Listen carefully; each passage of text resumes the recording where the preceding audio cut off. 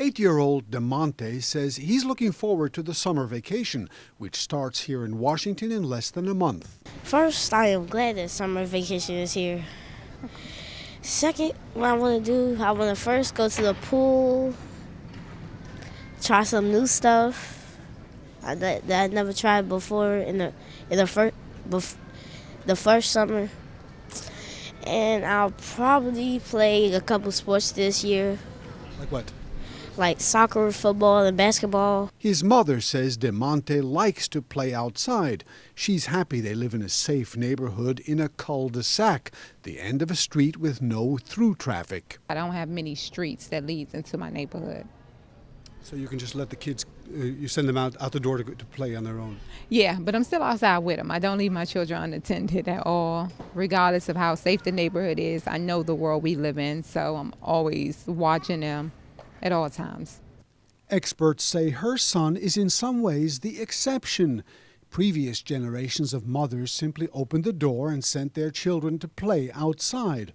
But today, the proliferation of computer games and new concerns for children's safety means that children are spending more time at home, sitting on the couch.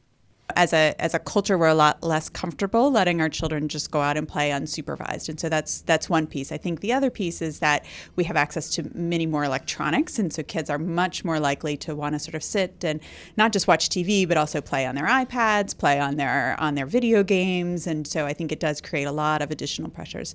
Parents in America today spend considerably more time than did their parents or grandparents chauffeuring their children to various classes and organized sports activities. Dr. Lee Beers, a pediatrician here at Children's Hospital, says that's fine, but don't forget the unstructured playtime. I think ideally it's good to have both, because I think that during structured play, kids really learn, and when I say that, I mean things like sports, sports camps, things like that. Kids really learn how to follow rules. They learn how to work together as a team. They learn really important things. The unstructured play, which is time where you just sort of open the door and let kids run around and use their imaginations, is also really important, because it's time for children to like I said, use their imaginations and think about building a tree house and imagining magical lands, in their tree house. And so I think that both of those are very important. Dr. Beer says worried parents often ask how much time their children should be allowed to play on iPads and computer games. She says toddlers under the age of 2 or 3 years should not be on electronics at all. For older children, the time should be strictly limited.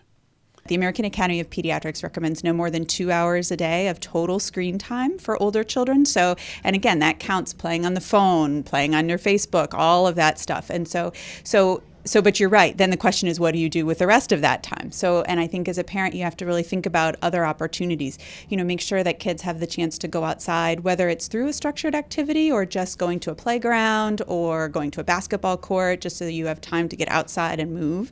Regular old-fashioned books are you can't ever go wrong there. Spending some time reading, board games, all of these sort of old-fashioned things that we did when we were kids, those are actually really good things for children to do. So what should parents do during the summer break? Dr. Beer says if you look, you'll probably find lots of inexpensive things to do. Most communities do have free activities. And so I think what you want to do is get out of the rut a little bit. So look in your local newspaper, look in your local parents' blog to see what activities are happening in that area.